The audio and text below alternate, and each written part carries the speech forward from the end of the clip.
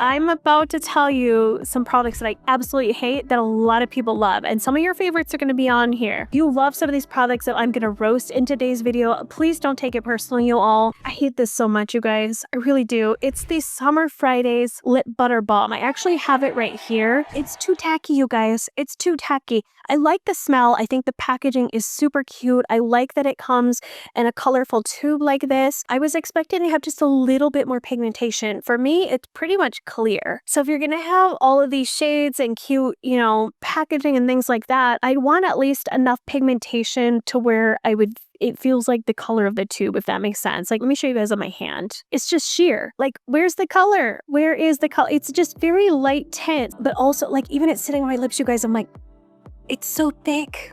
It's so thick. Like, I can feel it on my lips. It drives me crazy. Like, it's like gooey. It's gooey, you guys. I don't like it. This next one is another really popular one. Please don't torch my house. Don't jump me when I go out in the parking lot, okay? Rare Beauty liquid blushes. Okay, hear me out. Hear me out, you guys. They're very pigmented. I think the formula, the packaging is amazing. I love Selena. I think she's so cute. All you Selena fans, I have so much of her products, you guys, but the liquid blush, there's so much pigmentation in there, it's hard to work with. I think that's amazing if you have deeper skin, have that pigment load in there. But for fair skin, I would have pulled back on the pigmentation a little bit, so it's less intimidating for those with lighter skin to really blend it out. Because for me, and I'm a pro, like I've been blending makeup for a long time, like I can make it work, but for the average person, I just feel like, wow, this is a lot of pigmentation. It's not like, bam, slap you in the face, like, here's your color. Like, that's what I feel like I get with those blushes. This is another one, you guys, as I go down the line, I'm like, man, people are going to be upset with me. Charlotte Tilbury Setting Spray. People love it. They love it. I have it.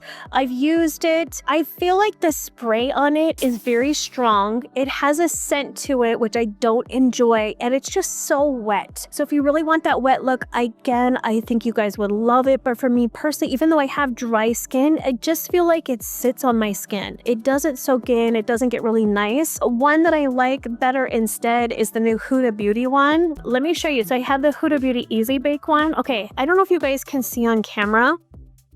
Do you see how fine of a mist that is? When you spray it, it's just like, it's like angels just misting you with like a nice refreshing dew. But when I go to spray the Charlotte Tilbury one, it's like pow, like here's your setting spray. And that's not what I want. I would love for a finer mist, so that way it doesn't really soak up my skin. I would like for there to be less fragrance in there, and just overall, Charlotte Tilbury's never going to send me anything from the brand, which is fine. You guys, I don't do this for money. I really am honest in my views. Just Charlotte Tilbury as a line is so overpriced for the quality that you get. I said it, Hourglass Concealer. I have a little baby one right here. So I've tried to make this work many times. I really have to work hard to make this work. And concealers, they should be easy. I want my makeup to be easy and just work with me. I don't have to work for it. This is very dry. When I put it on, I have to really prime under the eyes with an oil, a serum, and things like that. I think for me, because I'm older, my skin is thinner under here and I have drier skin, it just doesn't work for me. So it's really pigmented. Like, you see that? It's very pigmented, which is great. Just feeling the drag of it. And it just, when I started to try to blend it out, it was hard to blend. Like, you see how it's sticking there? Like, I really have to work with it to get it out. But again, if you have oily skin or maybe even combination skin, I'm sure it's beautiful. I understand why some people like it. It didn't work for me. This one, Tarte Shape Tape. You all, how much did they pay all these influencers talk about this Tarte Shape Tape? That was the shiznittiest concealer I've ever tried in my life. It was so dry. It was like speckle. Eye speckle. They should have called it Tarte Eye Speckle. It was so thick and dry, you guys. I had to toss it because I was like, this is probably the worst concealer I've ever used in my life. And I couldn't understand why everyone was liking it. I was like, is it me? Let me try it all these different ways. No, it was straight up ice bath. I really firmly believe that was one of those products that got paid a ton for marketing to make it come across like it was a great product, but it's not a good concealer. L'Oreal Telescopic Mascara. I know. Okay, let me explain why. It's the product developer in me, you all. The mascara formula itself is not bad. And I love L'Oreal mascaras, you guys. I have been talking about L'Oreal Voluminous since 2008. Favorite mascara, you guys know I use the L'Oreal Voluminous Carbon Black, best thickening mascara in my opinion. I love the wand on this one. Since I started here on YouTube, that's how old I am, you guys. I'm an OG, I've been here a long time.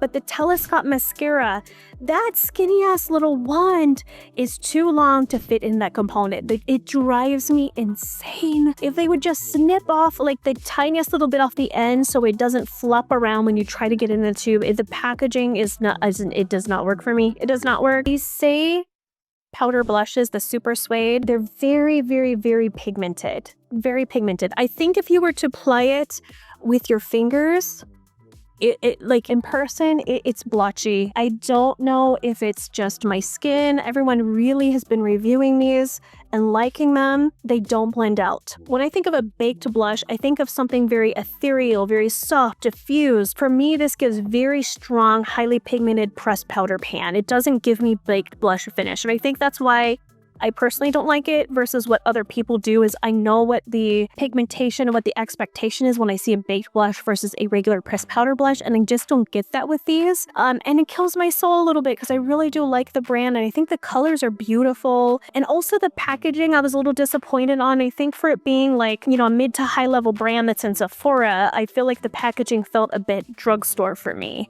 Like it has the plastic and it claps and things like that. So I would have liked to see maybe a little bit better packaging and back off on the pigmentation, especially for the fairer skin colors. Like for deeper skin colors, I think these are beautiful, look great on deeper skin. Their lipsticks, the Charlotte Tilbury lipsticks, you all, they're not bad. They are not bad. I'm not saying these are bad lipsticks, but for that price point, I would expect the packaging to be like weighted, a little bit denser. And the formula is okay. It's not horrible. It's just, it feels a little bit dry for me. I would like it to glide more smoothly, be softer, and just sit on the lips a little bit better for me. I just don't enjoy the lipstick formula. I feel like it's a little too thick, a bit heavy. The packaging, although it's pretty with the gold, it just doesn't feel weighted. And when I think of luxurious brand, I think of something heavy, a lot of weight to it. Like the clasp is smooth. It doesn't clack on like a cheap plastic. I just feel like the packaging feels cheap and the formula is just, it doesn't feel luxurious. Now you all will not be surprised of this when I've talked about this before. Dior blushes. Dior.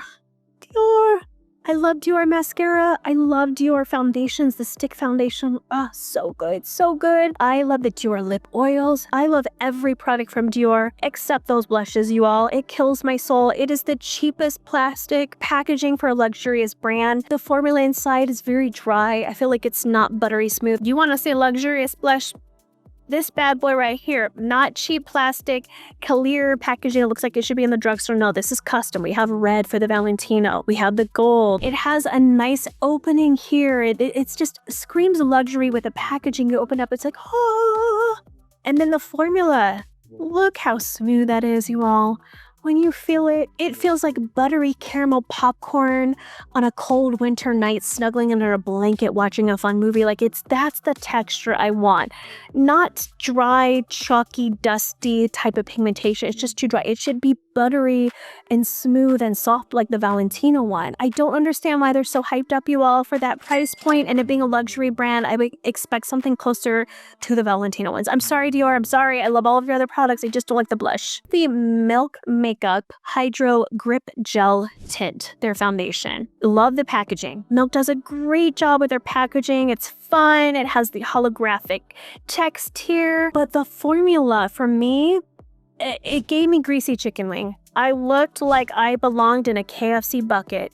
Someone licking their fingers outside that bucket about ready to eat me because I was a nice greasy chicken wing. Like it's very, very shiny. And I put it on and it's also very tacky. And I don't like tacky things on my skin because for me being in my 40s, I want to be comfortable and I don't want things that I have to work to blend in. I want it to be effortless, very easy. I don't want to have to like keep blending to buff it out. Like it's tacky. I know their brand is all about the grip. I'm not about the grip. I'm 45. I'm about the slide and slow and like settle and easy. I'm not about the grip, you know? Morphe brushes. You guys, I never have liked the Morphe brushes. I never use them. And this was pre drama with Morphe, which we'll not go into in this video. They're so scratchy. And you guys, when you wash the Morphe brushes, half the hairs fall out. Like, they are the cheapest brushes, and I know the manufacturer who makes them and what Morphe is paying for them. They are dirt cheap, you guys. They're so scratchy, you guys. When I think affordable brushes, I'm thinking like Essence brushes, or even back in the old school day, I don't think they sell them anymore, like Sonia Kashuk and things like that. There's so many amazing affordable brushes.